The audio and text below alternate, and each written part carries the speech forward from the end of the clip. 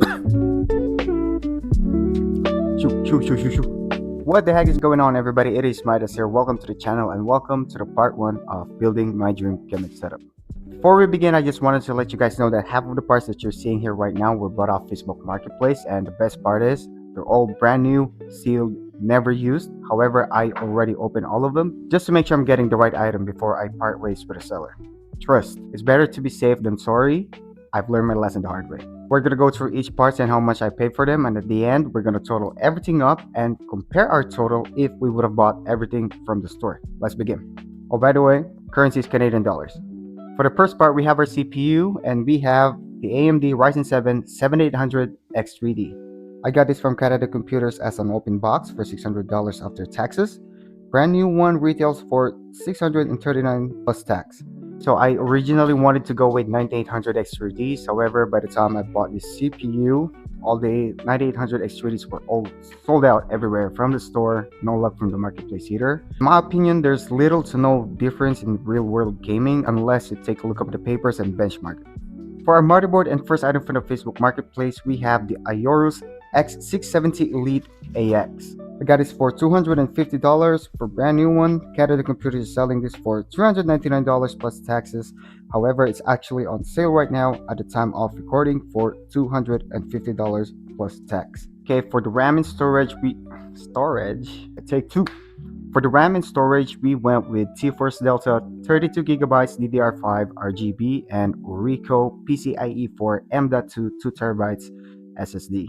I bought these two together from Amazon for $327 after taxes. Next, for the CPU cooler, we have the NZXT Kraken X73 RGB. Got this from Facebook Marketplace for $170 at white color. Again, brand new. Canada Computers is selling this for $220 for an open box at black color. However, Amazon is selling this for $400. I know it's crazy. If that Amazon price is true, then the price I got it for, it's not a steal anymore. It's a robbery at this point. For PSU or power supply, we went with Gigabyte UD Gold 850 watt. I got this from Canada Computers for $885 after taxes. For GPU or graphics card, we have this absolute bad boy. We went with Zodiac Gaming GeForce RTX 5080 OC Edition. Another item yet again from Facebook Marketplace for $1,600, brand new sealed. Canada Computers is selling this for $1,750 plus taxes. I mean, imagine what the tax is going to be on that price range. Alright, next for our case, we went with Lian Li 011 Dynamic Evo RGB. Again, from Facebook Marketplace for $150. Canada Computers is selling this for $230 plus tax. Yes, of course, man, it's always the taxes.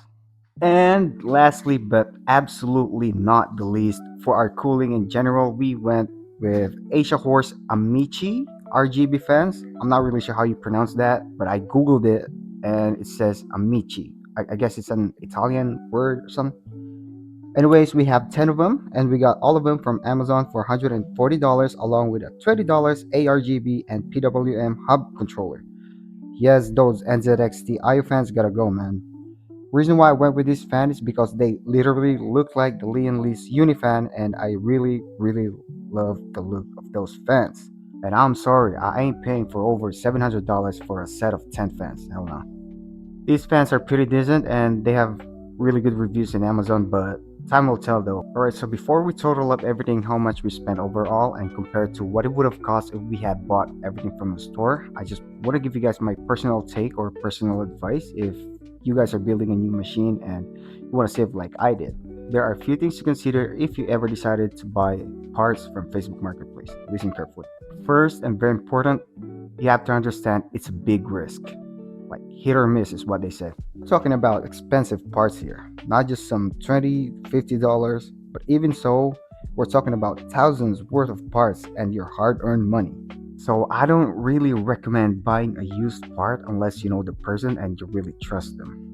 Scam is one of the worst things that can ever happen to you, and I experienced it firsthand. Second, if you got lucky and found a brand new part, always ask for the original receipt. Not only will make the seller more legit, but also if it's still under warranty, it'll come in handy. Third, how far are you willing to drive or commute? If you think the time, effort, and the drive is not worth doing, might as well consider buying brand new from the store and get it shipped to you. Fortunately for me, the longest one I have to drive is only 20 minutes one way, and my daily car is really good in gas, so it's a win for me. However, though, if you're doing commute, like if you're riding a bus or subway or whatever, this is where things starts hassle. But hey, if you really want it, and if you don't mind going places, nobody can stop you.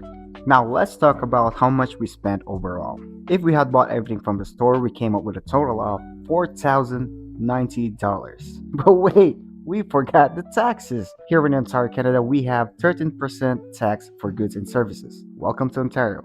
With this amount, we're looking at $531. So add that up, we came up with a total of $4,621. But since we're cheap, patient, and willing to put on some lead work, we only spent $3,400 for this specific build.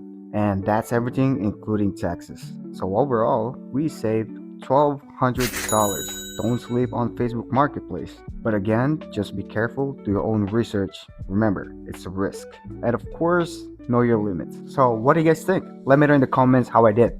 Subscribe and hit the notification icon so you don't miss the part where we build this beast gaming machine. And that wraps up everything. I'll see you guys next time on part 2. Peace!